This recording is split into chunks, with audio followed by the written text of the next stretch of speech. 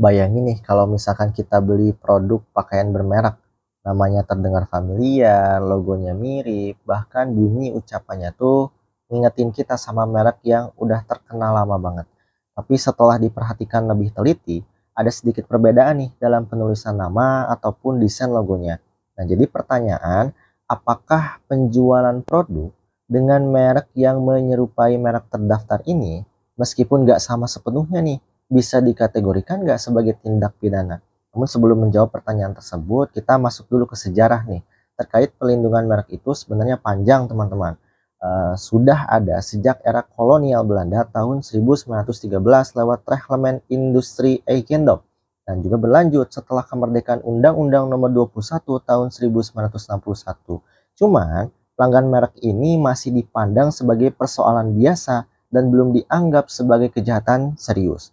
Nah, perkembangannya nih mencapai titik yang penting nih lewat Undang-Undang Nomor 20 tahun 2016 tentang merek dan indikasi geografis. Di sini kejahatan merek terutama ditegaskan sebagai tindak pidana khusus yang bersifat lex specialis sehingga mengesampingkan undang-undang dalam KUHP.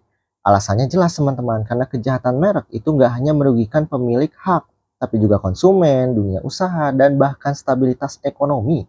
Pasal 100 undang-undang ini terutama nih memberikan juga ancaman pidana hingga 5 tahun penjara dan denda 2 miliar rupiah bagi penggunaan merek yang sama, serta 4 tahun penjara untuk merek yang memiliki persamaan pada pokoknya dan menyesatkan konsumen.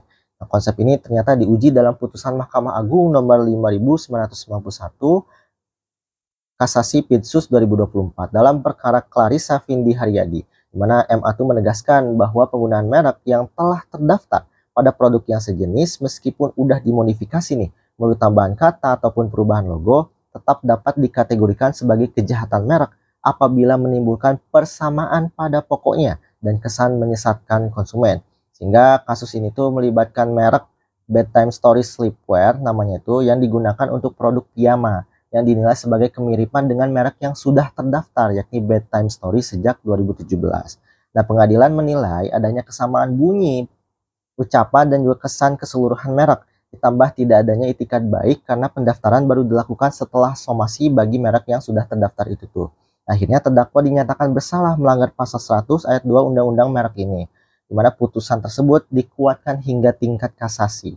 Nah, kesimpulannya kasus itu secara tegas menjawab pertanyaan awal kita, yakni penjualan barang dengan merek yang menyerupai merek terdaftar meskipun telah dimodifikasi bukan hanya pelanggaran administratif, tapi juga dikualifikasikan sebagai tindak pidana khusus. Hukum merek pun hadir untuk melindungi keadilan usaha, kepastian hukum, dan kepercayaan publik.